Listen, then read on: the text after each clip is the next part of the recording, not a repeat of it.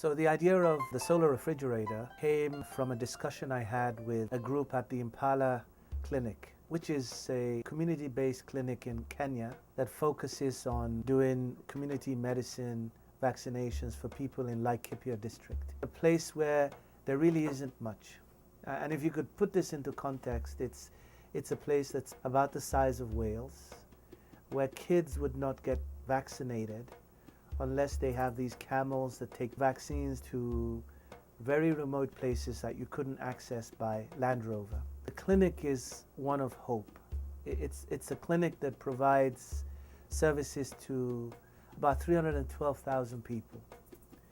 In the absence of that clinic, the kids would not be vaccinated, and basically access to community-based medicine would be absent. And so you could imagine a place twice the size of Israel not having this kind of basic medical facility. Right now, they do have it, but there are daily vaccine losses during the missions.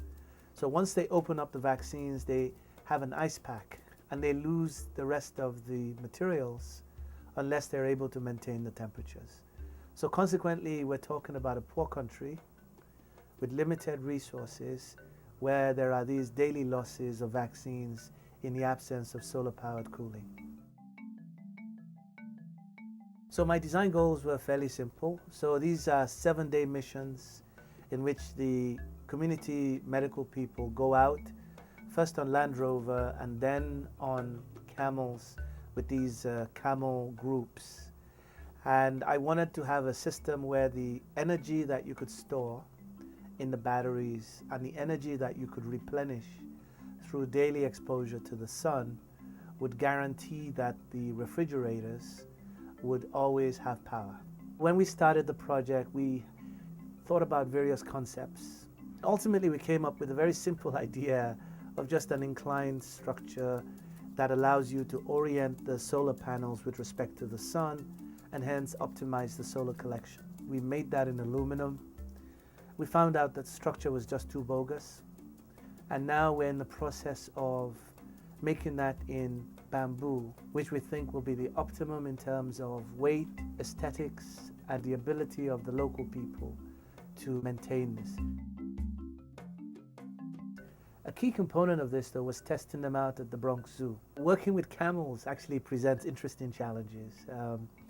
There was a story I heard of the head of the group at the Bronx Zoo. I guess one day upset one of the camels, and the camel decided to pick him up by his head. So this kind of thing means you got to be careful. You got to recognize that these animals have real feelings, and you have to design systems that integrate with them. You know, the camel has got a funny shape. It's got a torso. You have to figure out how to fit around that. It's got a hump, and although we thought we had measured the hump, we found out that different camels have different hump sizes. You have to integrate along different torsos. And so the real ingenuity actually happened once we put the design concept into contact with the camels at the Bronx Zoo.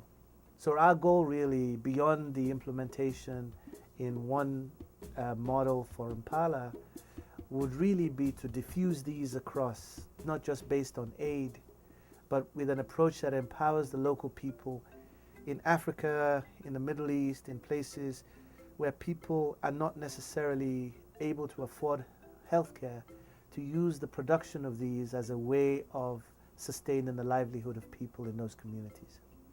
You know, I think our role in universities such as Princeton is to embrace the grand challenges of our time. We, I think, should be leaders in this rather than just following the whims of projects that don't make an impact in the world.